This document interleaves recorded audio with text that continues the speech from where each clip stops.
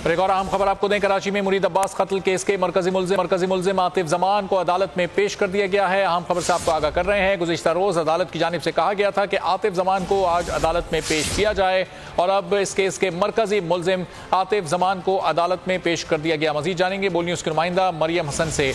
मरियम, आतिफ जमान को अदालत में पेश कर दिया गया, क्या डिटेल्स हैं आपके पास? जी हाँ, देखिए बिल्कुल सिटी कोर्ट में मुरीद अब्बास कत्ल केस के हवाले से जो है आम पेशरफ्त हुई है और पुलिस ने आज मरकजी मुल्जिम आतिफ जमान को जो है अदालत में पेश कर दिया है। मरकजी मुल्जिम आतिफ जमान की जो है आज अदालत में ये पहली पेशी है।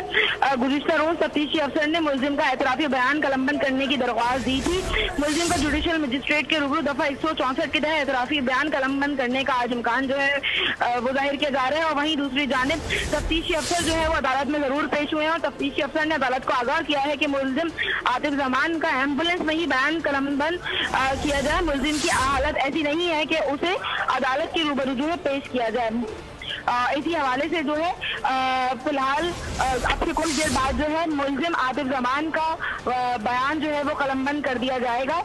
लेकिन इस बारे में कहना कुछ भी कबल अज वक्त है कि मुल्जिम का बयान एम्बुलेंस में ही कलमबंद किया जाता है या मुल्जिम को बजरिया स्ट्रेचर जो है ऊपर अदालत में लेकर जाया जाएगा। मुल्जिम आतिफ जमान का एतराफी बयान आज कलमबंद किया जाएगा। तफ्तीशी अफसर की जानिब से कहा गया कि मुल्जिम की हालत ऐसी नहीं कि अदालत के रूबरू पेश किया जा सके, इसलिए एम्बुलेंस में ही बयान रिकॉर्ड किया जाए। लेकिन अभी हतमी तौर पर नहीं कहा जा सकता कि आतिफ जमान का बयान अदालत में रिकॉर्ड किया जाएगा या फिर तफ्तीशी अफसर की दरखास्त पर इसको एम्बुलेंस में ही रिकॉर्ड किया जाएगा। बहुत शुक्रिया मरियम हसन अपडेट करने के लिए।